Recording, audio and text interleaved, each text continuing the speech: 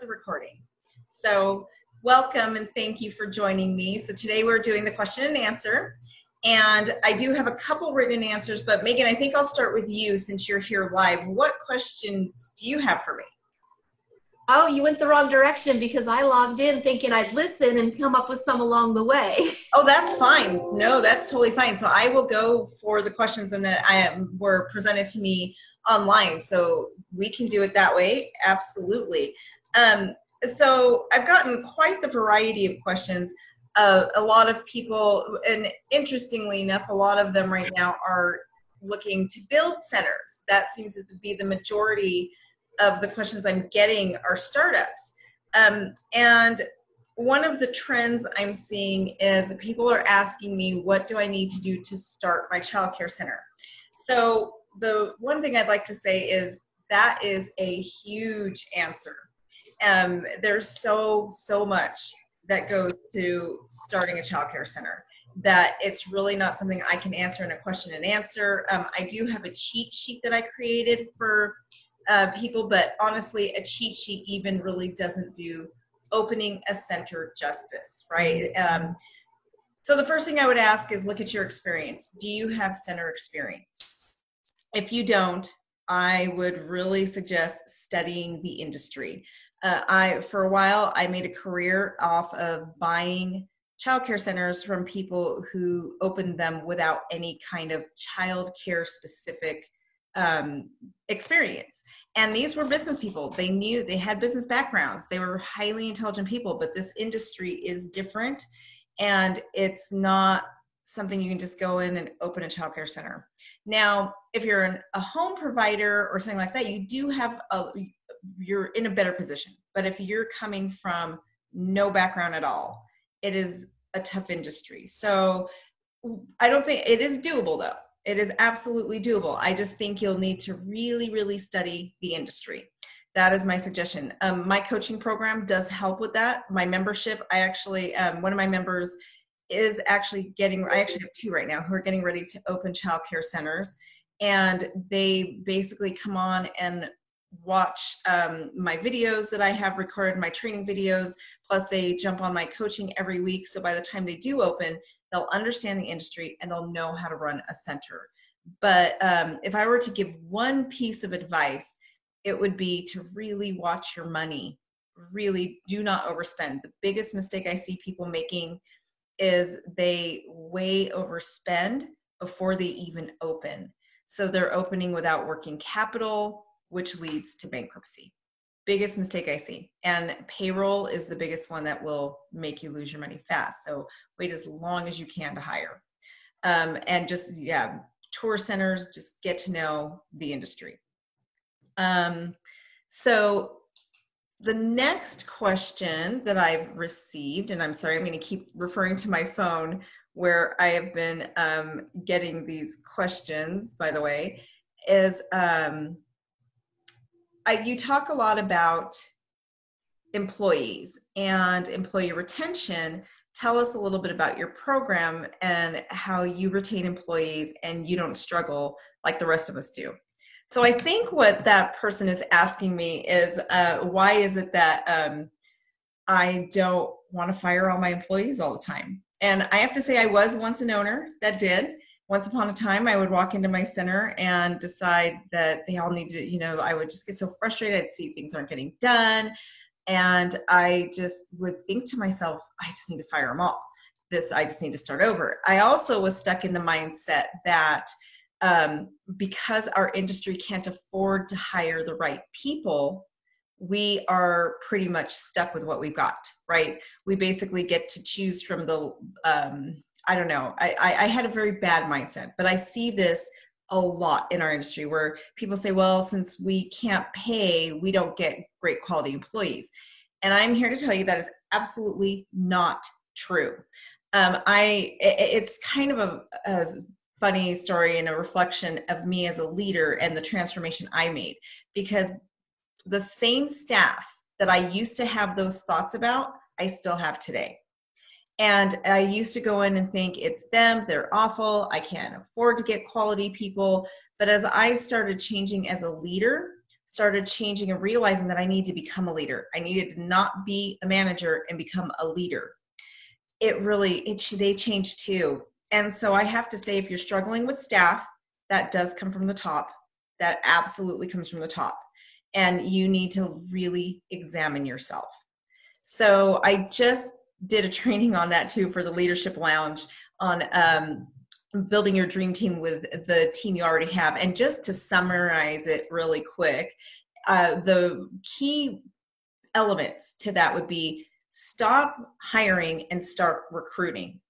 Find people that match your vision, your philosophy. And if you don't have a vision and philosophy, you've got to create one. And that is, again, something my coaching program helps. You have got to know what your core values are, your vision, your mission, so that you're hiring the correct people that fit in with your team. If you're not hiring the correct people, then you are going to struggle and have a hard time with them.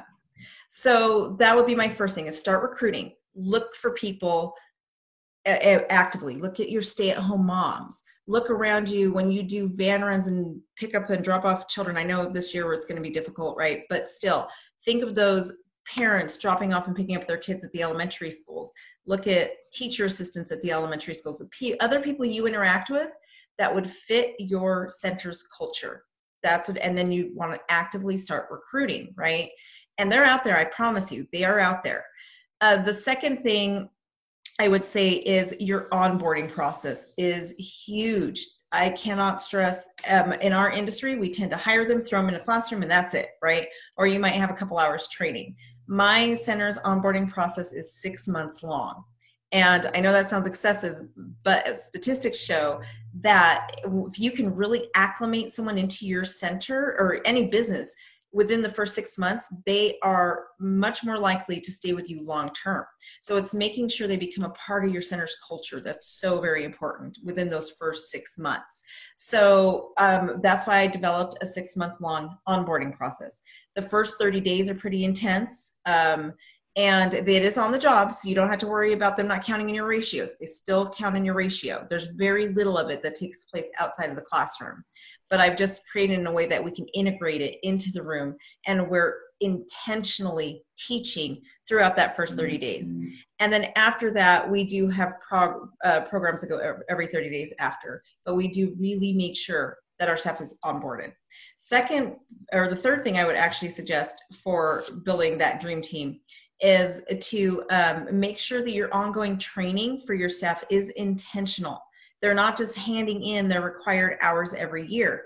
You are doing evaluations on their performance, which means you're observing them and you're documenting different things throughout the year, and then you're assigning them the trainings that you know will help them become better in the classroom, right? So that's the other one. The next thing I suggest, which is probably the most important, is you have to coach your staff. Coaching is game changer. It really, and all of these are really, really important. So it's hard for me to say one's more important than the other, but this one is the absolute game changer. And what made me realize that is, as an adult trainer, I took a training class on how to train other adults. And the statistics in this class I took just blew my mind. Basically what they said is that only 5% of what somebody learns is actually ever applied in real life. So when you take a training, you're only going to use 5% of what you learned, and it's done. So all that money we invest in trainings, we're only using 5%. When you take that training and add coaching to it, that 5% becomes 85%. That's part of the reason why I started my coaching company, and I do my membership and coaching now, because I was just training people. But when I heard that statistic, I just realized, well, I'm taking these people's money and it's really not doing anything. What are they really implementing? So when I added that coaching realm in, where I can keep you accountable, where, we talk monthly and I make sure that you're sticking to what you're supposed to be doing, that I make sure that if you didn't understand something, we're working through it, right?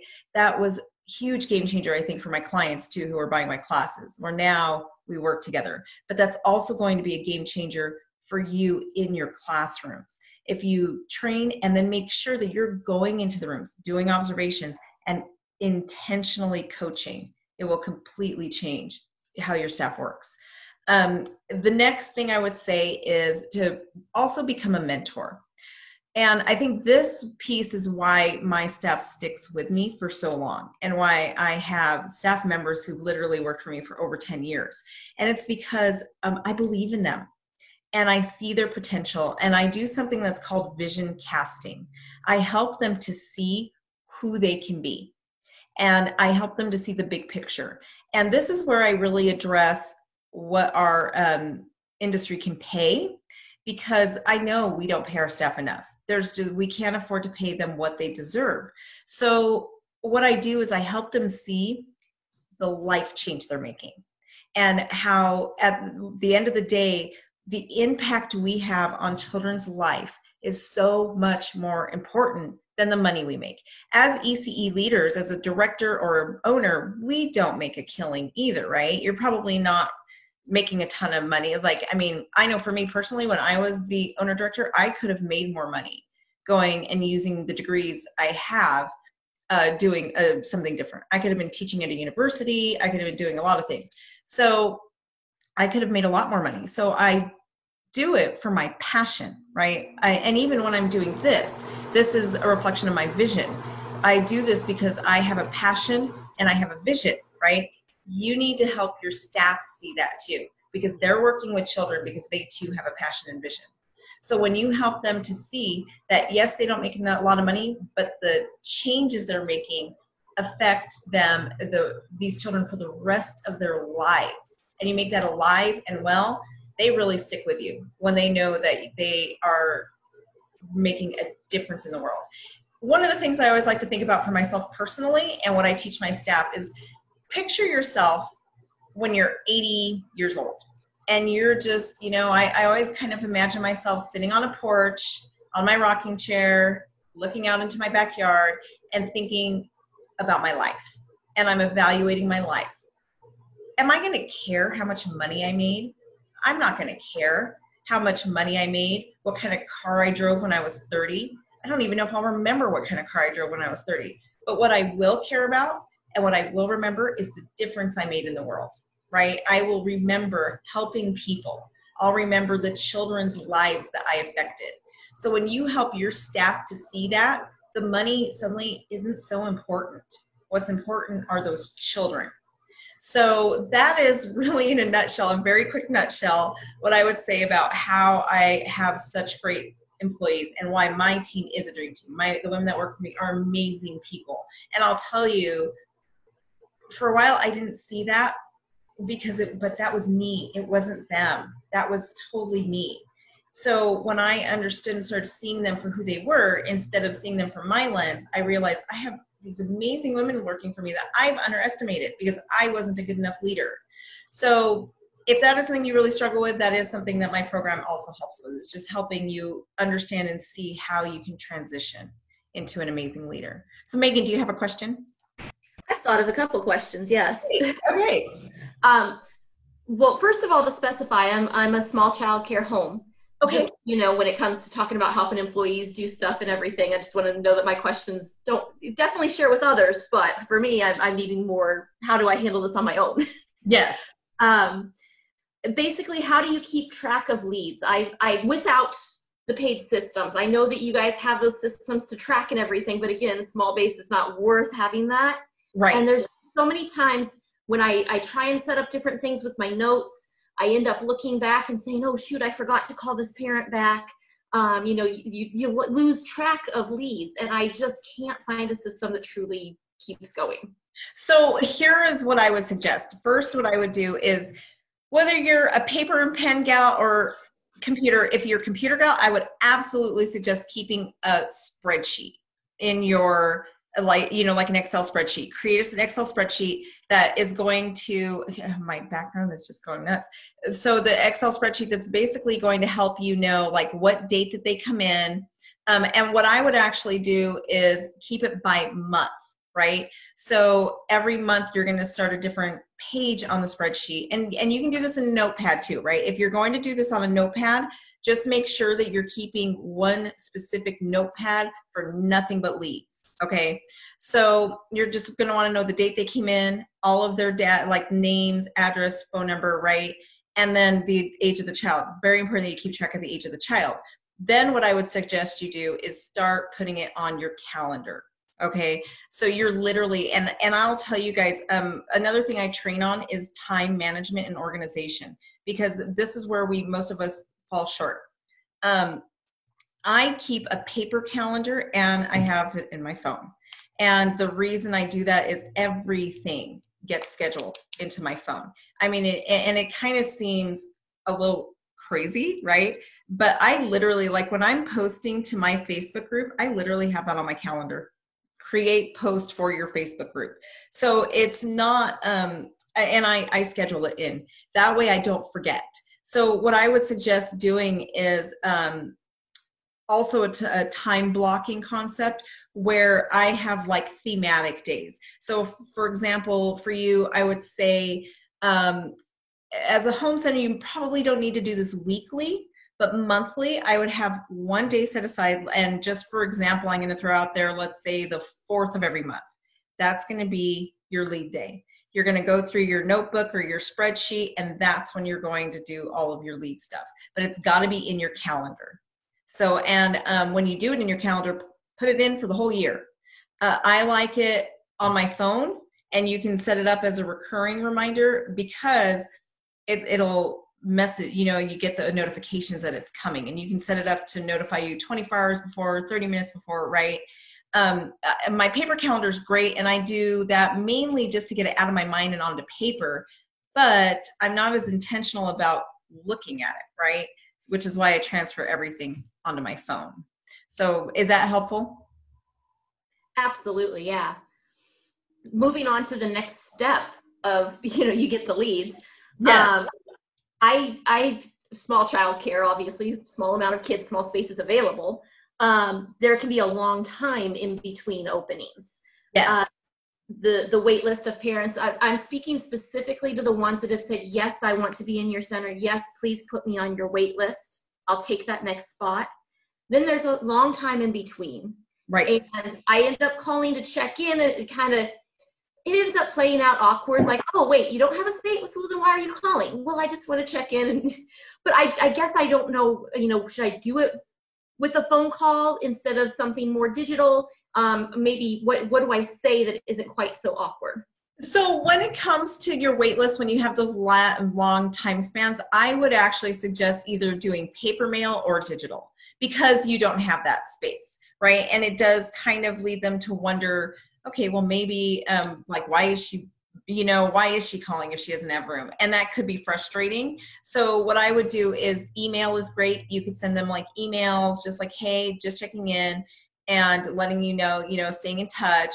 And also offer them something of value, like, and it doesn't have to be anything that you create. It could be a really good article you found on parenting, right? So just like, hey, just want to stay in touch, and and I'm just providing the parents in my network this great article I read. Your main thing is to stay on their radar. That's what you're trying to accomplish. You're not really trying to get them in at that point. You're just trying to stay in their mind, right? That's pretty much what you're trying to accomplish. So you don't have to actually like call them and just like, or send them an email like, hey, I'm just letting you know that my wait list is still, more just provide them some kind of value so that you're staying in their radar. Does that make sense? Yeah, it does. Okay. And that's where like the providing value is huge. Just giving them something, you're proving yourself to them, like you care, you really do care about their child, about them, and you know what you're talking about. That's what that's going to help you with. Right. So I do have one more. Okay. The way that I wrote it down was connecting with the high and by parents. And I'm guessing that you have an idea of what I'm talking about. There's some parents that, even if it doesn't happen right away, you find a way to connect, you find out something, just about them so that they feel like you're caring about them. But then there are some parents that I just can't get past that wall. And I'm referring to the ones where It's still a good relationship. They still act as if, yes, I value your care and I want them here, but it just feels so generic. You don't feel like you've ever really connected with them to the point where, for example, they give leads or, they give a referral or anything like that. It just feels so unnatural. Yes. I want to give them more. Right. And so that is, I think, something with our society where parents really, there's like certain parents that just want to drop and go. And then there's other parents that who really want to get to know you. Right. And I think it really does make it very difficult for us right now with the ones that really don't want to take that time. So what we do in this case is we just really communicate a lot. So what I would suggest, especially, so when you're a home provider, do you have any employees or is it just you? Just me. Just you. Okay. So you do what, about 6 kids probably? Correct. Okay. Awesome. That's how I started too. I was a home provider with 6 kids. So it's really awesome because you get those really strong connections with the children, right?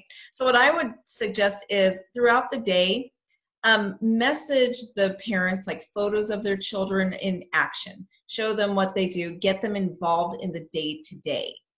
And I wouldn't messaging them things like, oh, your child did, sometimes every now and then I would type a message of like, we had spaghettis and meatballs for lunch today and your child loved it, and use their name, of course, but pictures are huge. And I think parents really appreciate seeing what their child did every day, and that will help them to feel more connected to you. Sometimes it's just really hard for them to communicate back, but I think that's one way you could do it. The other thing you can do is every now and then, and in home, I didn't do this very much, but I did host like Thanksgiving luncheons, a summer picnic, where basically in the summertime, which I know through COVID, this is difficult, but you could arrange like one Saturday in the summer where you guys go to a park and you invite the families to come meet each other and, more on like a social level. So you're getting that interactions. So what I did is my in-home as a rule of thumb is try to do like 3 times a year, 3 touch points a year. At my childcare center, we do it much more often. But it's that way of just trying to get them to interact when it doesn't have to do with drop off and pick up. So, and I think for you, honestly, like a summertime thing is a good idea. Maybe like just a Thanksgiving feast is a good idea, where you guys just do like a Thanksgiving lunch and then combine something for Mother's Day and Father's Day, like right in between the two. Something like parent appreciation lunch. And that can even happen during the day. So it's just asking them to come and have lunch at a specific time during the day in your home with the children. That's it. And then some of them will come, some of them won't. But the picnic is really nice because most of the time the parents do want their children, they want to meet their children's friends' parents, and they can do play dates and stuff. So, and since it's usually going to be on a parent's day off, I usually have a lot more success with those. So is that helpful? Does that make sense? You know what? I do already do, and it's helpful, very much so, of course. I already do the as you call them, touch points. I do what I call play dates at the park. Little note, I tried to do that monthly a few years ago, and of course parents are like, oh, I'll miss this one and go the next one. I ended up at the park myself. Yeah. So yes, got to space them out, make them worth it. I love the Mother's and Father's Day idea. That one I'm definitely taking note of and going to add. But what I also took from what you said, especially since I do already do that, the touch points, you can put those things out there, and there are some families that just aren't going to come, and you just keep off, keep reaching out, send them messages, even if they don't reply back, just keep that door open. Yes, exactly. I mean, sometimes it is always going to be one-sided. And I know it can just be maddening because we work so hard at this and we build such a connection with their children. And I don't know, as a parent myself, I would think, that why don't they want this connection with me? But it's just how some people are, and they never will. And it's just, and I have to say that it is just perception. I mean, to them, they may feel very connected to you. And to us, it's a little bit different, and especially because of the type of people we are in childcare. We're just so nurturing that it's just very different to us. So I would just, keep doing what you're doing. You're not going to win them all. Absolutely. But just keep that way. If the need comes, those lines are always open. Awesome. Thank you. That's all I've got right now. No problem, Megan. Thank you. Those are great questions, and nobody else has asked any of that yet. So, and I love having home providers, because that is where I worked in centers and opened my own home center. So, and I have to say, I just shout out to all home providers, because I think it was harder than running a center. I have owned 3 centers, and I think it was harder being a home provider. So it's kind of, an interesting dynamic. I think you don't get as much, just being on your own, and you don't quite get that support and help that you do in a center. So I think I applaud you for doing the job. And I think it's one of the things too, I think is very, very important for us to remember is, especially for what I see in center-based programs, is that centers are not for every child. They are absolutely not for every child. Some children, it is way too chaotic. They need a quieter home environment. So I actually team up with a couple different home centers here in my town. And when I see that my center just isn't working for a child, it doesn't fit their personality, it just doesn't fit their temperament, and I refer them to a home center. Because bottom line is, we have to do what's best for the children 100% of the time. And if our environments are too busy for a child and they just need more of that one-on-one, they need a more calm environment, then I think having home providers that you can team up with is a really good idea. But part of the problem, though, is when you have a quality one, you're always full, right? Worst problem ever. Right? We could have better. Yep, that is definitely. So let me see. Then I think I have one last question. Let's see. Okay, so interesting. Question here is, how do you deal with employees who want to open their own centers or start an in-home center and take children from your center? So my employees all do sign a non-compete clause. And basically it does really restrict them from opening within a certain amount of miles of my center, working for another center within a certain amount of miles, and just basically competing, right? It's not something I've ever had to enforce, I have to say, but when I set up my center, it is something that I put in there. When I was a new owner, it's kind of interesting. A couple years in, I was probably about 2 years in, I actually had an employee sell my handbooks and everything to a different owner. And that owner actually came to me and told me, "Oh, look at what I bought from your employee." And so that's when I put that non-compete in there, was just to basically protect my intellectual property and just to protect myself, basically. It was that. So, and just on a side note on that, everything you write in your center becomes intellectual property. And if you're an owner and you have a director that writes it, that's still, your center owns that.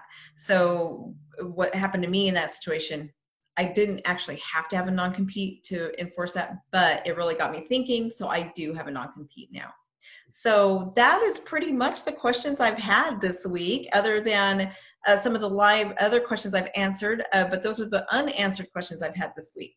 So Megan, if you don't have any other, we will end this. Oh, I do. I thought of another one. Oh, great. Awesome. Piggybacking off of some of the other stuff that I've asked.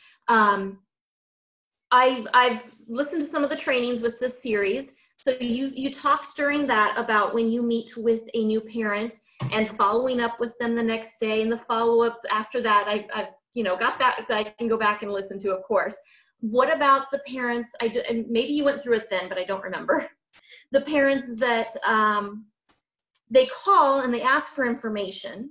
So you get their phone number and whatnot, but you didn't really set a date. How often do you, well, first of all, how long do you keep them on your list of rechecking in? And how often does that process differ from the ones that you actually have met with? So they're going to follow the same trajectory. I will call them. Again, we're going to do 24-hour call back for them, a week call back for them. And then after that one, though, a lot of those parents are the ones that, like, a lot of times what you're going to find is those are the ones who are on the fence. They're not even sure if they're going to start their child in childcare, and they're just kind of thinking about it. So after that first 24-hour callback, you'll get a sense for they're really not going to do it yet. So I may not make that 1 week phone call, right? But I will definitely send them the mailers and emails and whatnot, because just to stay on the radar, because that's what I was talking about when I said some people, it takes 6 months on average. It takes a person 6 months to actually make that decision. And usually people start looking for childcare 6 months before they're actually ready to enroll. So that's why I think it's so important, that follow-up piece. But keeping that in mind, if they're really not ready, then if we call them, too much, we're just going to be too pushy.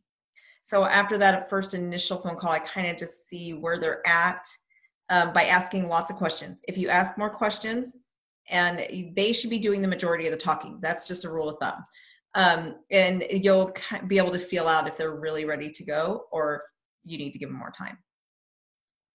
Okay, and so individually, when you were talking about the monthly spreadsheet and keeping track of talking to people, during those calls, you're kind of individually either moving them to next month's check-in or moving them a little further out, and you're replacing them based on your intuition. Yes, exactly. And you know what? I think I'm going to create a spreadsheet. Now that talking to you, I realize like I should really create a spreadsheet for this, because on the spreadsheet, you can even put the dates, right? Like you can have a column where it's like where you can check off to make sure for each one of the check-in points. So, and my center has a spreadsheet, but it's integrated with my ProCare system. So I could probably very easily change it into something that people who aren't using like a software company it would be pretty easy for me to create one. So you inspired me. I would be very appreciated if you did, for sure. Yeah, Thank you. I could definitely do that. And it would be actually a pretty easy transition to use what I'm already using to create something like that. Because the timeline and like, I can visualize it, but I think it's hard to see what I'm seeing. But that's part of it, really important. And yeah, sometimes you might have to make a note that, just like cross off that next week touch point, because it's going to be too much, right? So, because that's the other balance. And that's why I always say, like, if you're doing monthly emails or snail mail and you're providing value, it's not so salesy, and that's the thing we want to shy away from. We don't want to become salespeople. So. Okay, so focus on providing that value, and yeah, you just happen to be putting your name out there at the same time. Exactly. Yeah. And I am a very visual person, so when you're talking about, each time you've said it, I've understood a little more. You said checking off next week or next month, but yes, I think I need to see it because I'm still a little lost on it. So yes, I think I will do that. You've inspired me to create, and this is, I don't know, I love creating things like this. So I will create a document that will help you guys to understand that, because I'm sure if you have the question, a lot of other people are having a hard time visualizing it. So I will create something to help everybody out. And, and so an example I've got to say is exactly what I'm doing this week, right? I am coming on here every day. I'm providing value. I'm showing, I give these sessions every 6 weeks. I do a different session for free for the early childhood community. And I'm staying in your radar. So Megan, for example, if you decide, let's say 2 years from now, you want to open a childcare center, you're going to remember me, right? And think, oh yeah, she's the childcare coach who helped me and who does all of this. So this is, again, it's kind of the same concept. I'm providing you guys value, so I'm not trying to sell you something, but at the same time, when you're ready and you do need me, I'll be there, right? Does that make sense? Oh yes, that makes perfect sense. And I get exactly how you're relating that to the families. Yep. Even if they don't need care, next year, they've decided not to come. They never even, maybe even toured. But next year, when their friend is talking about their struggle to find a good place, they're going to remember my name because of the value I gave them, even without meeting them. Right. And that's the thing, like I'm always focusing on, is how can I provide people value? I don't want to like push sales and push sales. What I want to do is really just, and same concept for my coaching business as my childcare company. I'm going to provide value as much as I can for free so that I'm proving to you guys I know what I'm talking about. I know what I'm doing. I'm here for you when you need me. And, you know, in the back of your mind, you know that when they're ready for you, they're going to come because they know that you're there, but you're not being a pushy salesperson, right? So yeah, that's exactly. Think about that in those contents. And if you are good at writing like really quick things up, write some suggestions for parents on potty training and whatnot. But if not, that is totally fine. Just find a really good article and say, hey, I found this great article. I noticed your child's, you know, 2.5 now. You might be in the middle of potty training. Here you go. That it's just as simple as that. Awesome. And that also, by the way, translates to a whole other subject that translates into customer retention as well. Yes. Once they're already there. Exactly. The more value you're constantly creating. And you make a really good point that the same articles you're sending to your prospects, you could be giving to your current parents, right? Because it's just value for all of them. The more valuable you make yourself, the more you're going to retain also. So yes, it goes both ways. Awesome. Yes. And what I said yesterday too, retention, I mean, it's all great if you get these kids enrolled, but we need to retain. That is, I think, for me personally, I think that's much more important because otherwise you're just going to constantly be fighting for the customers. A goal of not having turnover is definitely, it makes the day go smoother. Yep. And also you'll get more referrals. And, you know, eventually what you want to do is get to the point where you're getting so many referrals that you don't even have to make an effort to get children into your center. So that is the ultimate goal. Megan, do you have any other questions? I do not, you know, probably, you know, 5 minutes after we get off of this, I'll think of 10 more, but I really appreciate your help with these. This has been awesome. Oh, no problem. I'm so glad that you were able to jump on. And so I'm going to start wrapping it up, but I am going to let everybody know that I am opening up my membership right now. And currently it is $197 a month. It is going to be going up on August 15th. I am raising the price on that to, it's going to be $297 a month. And the reason I'm raising the price on that is because I'm hiring some more people to come in and teach more and provide more value. So as I do provide more value, the price will be going up. So that is, if you're thinking about it, I would definitely get in now. $197, I can tell you for what I provide is an absolute steal. You will pretty much get an entire parent handbook, employee handbook. I'll teach you my onboarding process, and pretty much everything that you need for running a child care center. And that is when you'll be able to meet with me every week. We meet 3 times a week. So it's amazing value, especially if you price some of the other coaching programs out there. So I hope everybody takes care of themselves on Saturday and has a fantastic day.